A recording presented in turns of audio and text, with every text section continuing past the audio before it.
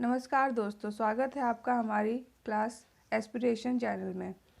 तो आज हम आपके लिए लेकर के आए हैं करंट अफेयर से रिलेटेड कुछ महत्वपूर्ण प्रश्न। तो चलिए हम आज की अपनी ये करंट अफेयर की सीरीज़ शुरू करते हैं। हाल ही में बार्क इंडिया का नया अध्यक्ष किसे नियुक्त किया गया है? तो जैसे कि आप देख रहे हैं कि हमारा जो बार्क इंडिया का नया अध्यक्ष है वो किसे नियुक्त किया गया है? शशि सिन्हा को। तो बार्क इंडिया के जो नए अध्यक्ष हैं वो कौन है इस समय हाल में? शशि सिन्हा जी। अगला प्रश्न है, हाल ही में टेनिस इतिहास में पोलैंड की विश्व नंबर 1 खिलाड़ी कौन बनी है? तो जो टेनिस का इतिहास में पोलैंड की विश्व की पहली नंबर 1 खिलाड़ी कौन बनी है? हमारी इगा स्वीटेक। इगा स्वीटेक हमारी टेनिस खिलाड़ी हैं जो कि विश्व की नंबर 1 खिलाड़ी बनी है। कहाँ की? पोलैंड की। चलिए अपना अगला प्रश्न देखते हैं। हाल ही में 3 दिवसीय उत्तर पूर्व उत्सव ईशान मंथन का उद्घाटन कहाँ हुआ है? तो 3 दिवसीय उत्तर पूर्व उत्सव ईशान मंथन का उद्घाटन कहाँ हुआ है? नई दिल्ली में। आपको ये फैक्ट याद रखना है कि हाल ही में जो 3 दिवसीय उत्तर पूर्व उत्सव ईशान मंथन का उद्घाटन हुआ है वो हमारा नई दिल्ली में हुआ है। ये आपके करंट से रिलेटेड हमारे क्वेश्चंस की सीरीज है। नेक्स्ट है क्वेश्चन हमारा, हाल ही में रितु खंडूरी किस राज्य की विधानसभा की पहली महिला स्पीकर बनी है? तो उत्तराखंड। जो हमारी रितु खंडूरी हैं वो उत्तराखंड राज्य की विधानसभा की पहली महिला स्पीकर बनी है, जो कि इनकी अभी हाल ही की नई नियुक्ति हुई है। चलिए अपना अगला प्रश्न देखते हैं। हाल ही में the book of Bihari literature नामक पुस्तक किसने लिखी है? आपको ये फैक्ट याद रखना है कि the book of Bihari literature नामक पुस्तक किसने लिखी है? अभय के ने। अभय के द्वारा the book of Bihari literature नामक पुस्तक लिखी गई है। चलिए अपना अगला प्रश्न देखते हैं। हाल ही में ILO के अगले महानिदेशक के रूप में किसे नियुक्त किया गया है? तो जो ILO के अगले महानिदेशक के रूप में गिलबर्ट होंगबो को नियुक्त किया गया है। अब आपको हमें बताना है कि ILO का फुल फॉर्म क्या होता है। ILO का फुल फॉर्म आप हमें कमेंट करके ज़रूर बताइएगा। देखते हैं अपना अगला प्रश्न। हाल ही में किसने रिटेल टेक कंसोर्टियम की स्थापना की है? तो रिटेल टेक कंसोर्टियम की स्थापना किसने की है? IIM अहमदाबाद। यानी कि IIM अहमदाबाद ने रिटेल टेक कंसोर्टियम की स्थापना की है। चलिए दोस्तों अपना अगला प्रश्न देखते हैं। हाल ही में भारतीय बैडमिंटन संघ के अध्यक्ष के रूप में कौन चुने गए हैं? तो भारतीय बैडमिंटन संघ के अध्यक्ष के रूप में हिमंत बिस्वा शर्मा को चुना गया है। ठीक है, ये भी हमारी नई नियुक्ति है। भारतीय बैडमिंटन संघ के अध्यक्ष कौन है? हिमंत बिस्वा शर्मा। चलिए दोस्तों अपना अगला प्रश्न देखते हैं।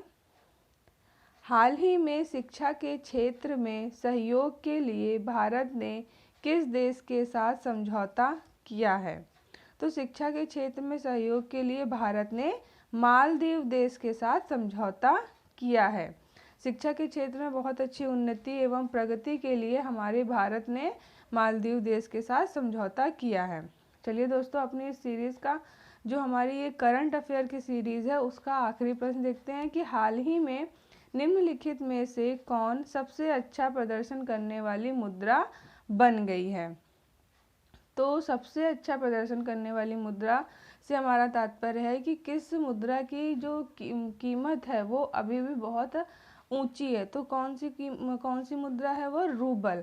अब आपको हमें कमेंट करके ये बताना है कि जो रूबल है वो किस देश की मुद्रा है। ठीक है, आपको बताना है कि रूबल किस देश की मुद्रा है। तो यह सबसे अच्छा प्रदर्शन करने वाली मुद्रा कौन सी बनी है? रूबल बनी है। तो आपने देखा कि हमने आपको बहुत ही कम समय में ये 10 आपके करंट अफेयर से रिलेटेड क्वेश्चन कराए हैं जो कि बहुत ही इंपॉर्टेंट है। आपके एग्जाम में 110% ये पूछे ही जाएंगे। तो देखते हैं अब हम अपने जीके से रिलेटेड कुछ प्रश्न, जो कि जीके से रिलेटेड भी प्रश्न आपके एग्जाम में आते हैं।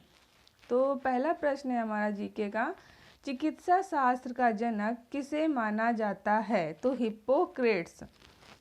हिप्पोक्रेट्स को चिकित्सा शास्त्र का जनक माना जाता है। अगला प्रश्न है हमारा, पुष्पों के अध्ययन को क्या कहा जाता है? तो पुष्पों के अध्ययन को एंथोलॉजी कहा जाता है।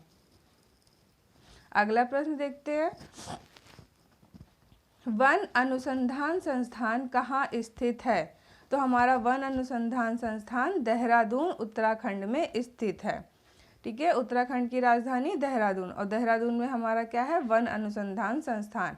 नेक्स्ट है हमारा प्रश्न, भारतीय वनस्पतिक सर्वेक्षण का मुख्यालय कहाँ है? तो भारतीय वनस्पतिक सर्वेक्षण का मुख्यालय हमारा कोलकाता में है। वनस्पतिक सर्वेक्षण, वन अनुसंधान संस्थान, ये सभी इंपॉर्टेंट फैक्ट हैं आपके। नेक्स्ट क्वेश्चन देखते हैं,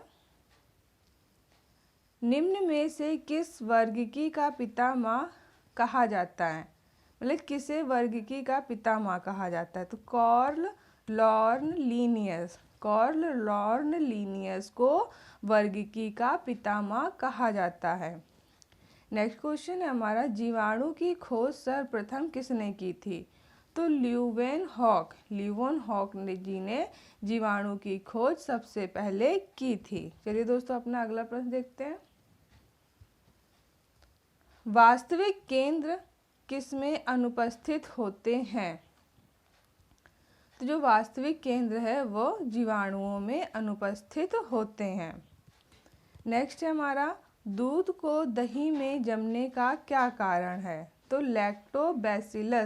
लैक्टोबैसिलस नामक जीवाणु से हमारा जो दूध है वो दही में जम जाता है। चलिए दोस्तों अपना अगला प्रश्न देखते हैं, वृक्षों की छाल पर उगने वाले कवकों को क्या कहा जाता है? तो जो वृक्षों की छाल है उसमें जो कवक उगते हैं उनको कार्टिकोल्स कहा जाता है।